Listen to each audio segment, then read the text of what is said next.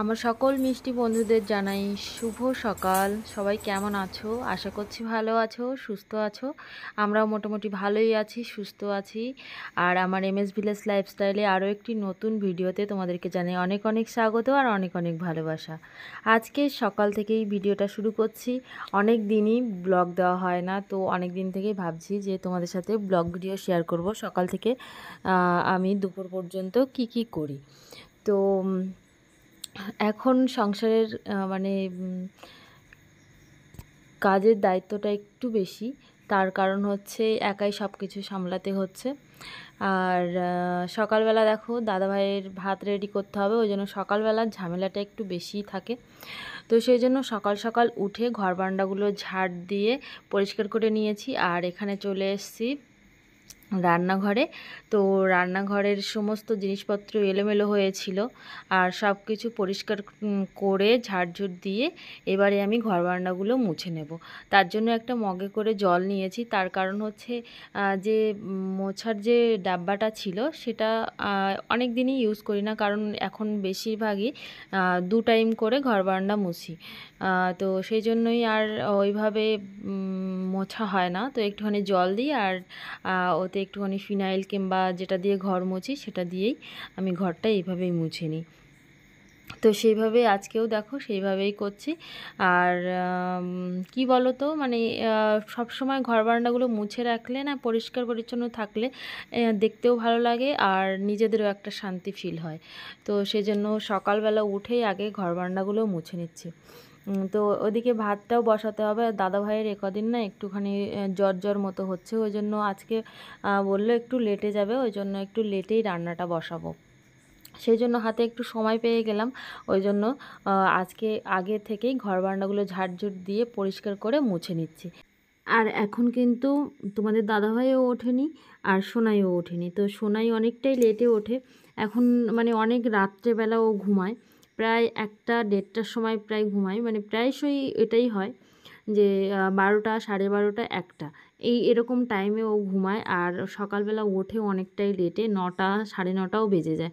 তো সেই জন্য আমি কাজের একটু সুযোগও পেয়ে যাই। তবুও আমার যখন কাজ ছাড়া হয়ে যায় তখনও কোনো দিন ওঠে না, তো তখন ওকে তুলতে হয় গিয়ে। তো সেই জন্যই এদিকে দেখো কথা বলতে বলতে আমার ঘর বারান্দাগুলো মোছা হয়ে গেছে, আর এবারে রান্নাঘরটা মুছবো। তো রান্নাঘরের স্টোর রুমটা একদম পুরো নোংরা হয়েছিল। তো আগের দিন হচ্ছে আমার শাশুড়ি মা পরিষ্কার করেছে সব কিছুই। তো সেই জন্য এই পুরো রুমটা আমি মুছে দিচ্ছি, রান্নাঘরটা। আর রান্নাঘরের এইখানে দেখতে পাচ্ছ ছোট্ট একটা কার্পেট পাতা আছে, মানে কার্পেট পেপার যেটা বলে, তো সেটাই। আর এখানটায় ফ্রিজটা আমি একদিন সরাতে গিয়ে ওখানটায় না কোনাটায় ছিঁড়ে ফেলেছি। তো সেই জন্য একটুখানি ওখানে অসুবিধা হয় মুছতে। তো দাদাভাই আর ঠিক করেনি, তো অনেকটাই ছিঁড়ে গেছে।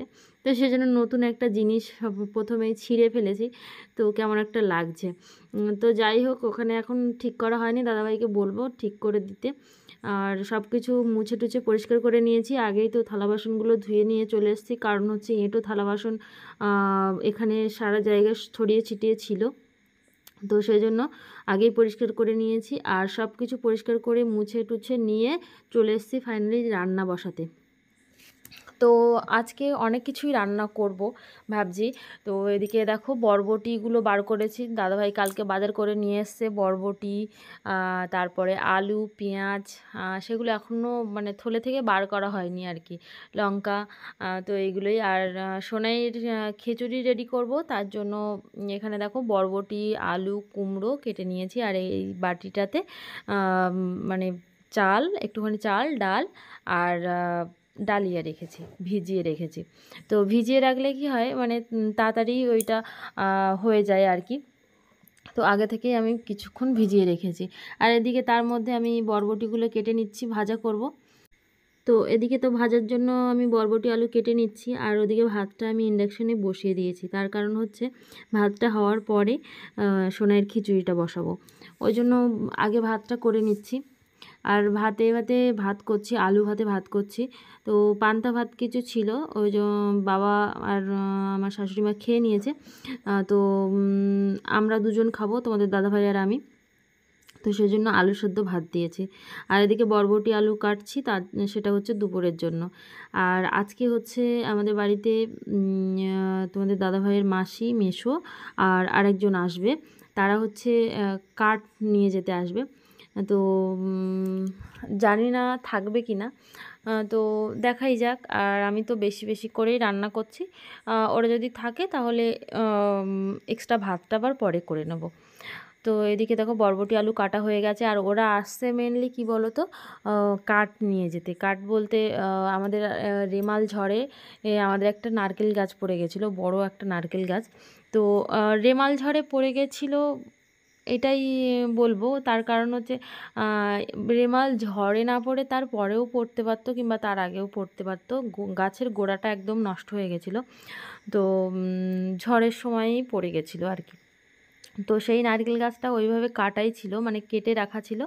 তো নারকেল গাছটা তো পড়েই আছে, আর মাসিদের ছাদ দেওয়া হবে, ওই জন্য ছাদের কাঠ লাগবে, তক্তা লাগবে।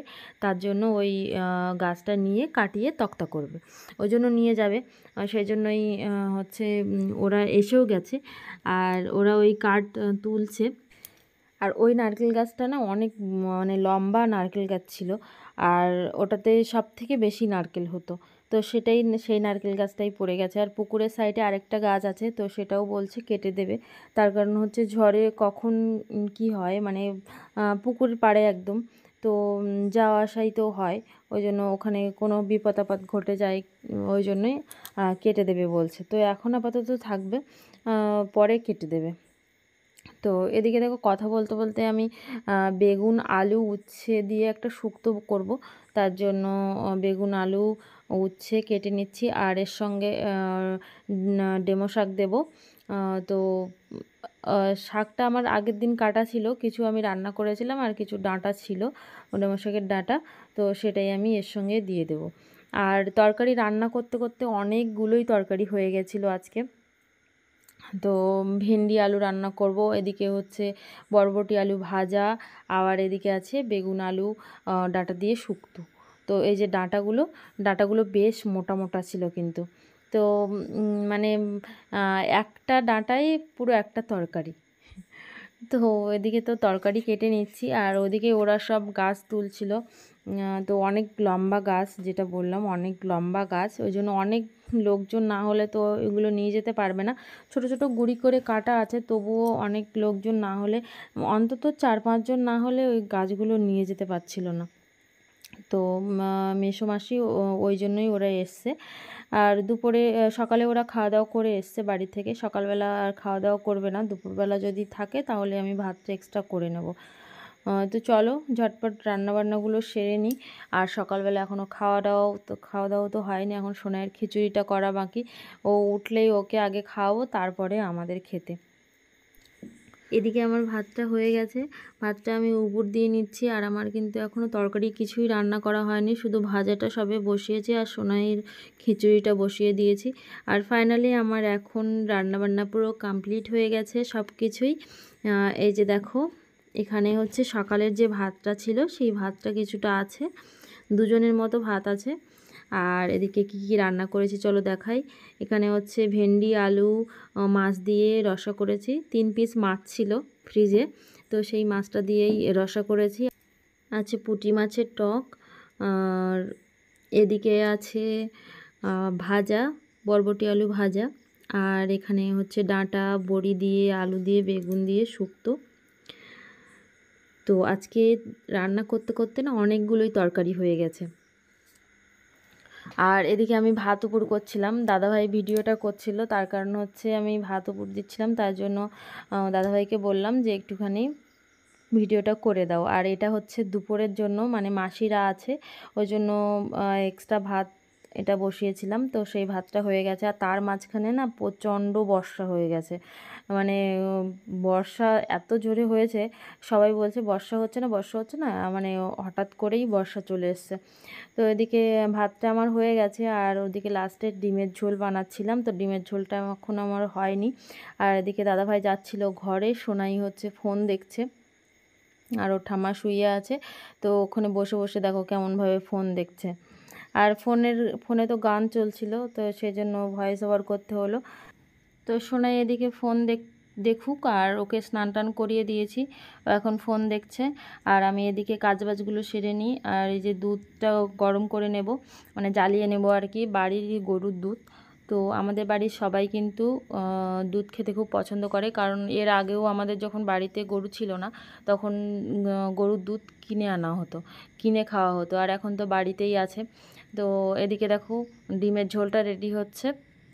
আর ডিমের ঝোলের কালারটা কিন্তু দারুণ এসছে। আজকে হচ্ছে ছোট্ট একটা মানে টিপস তোমাদেরকে দিয়ে দিই।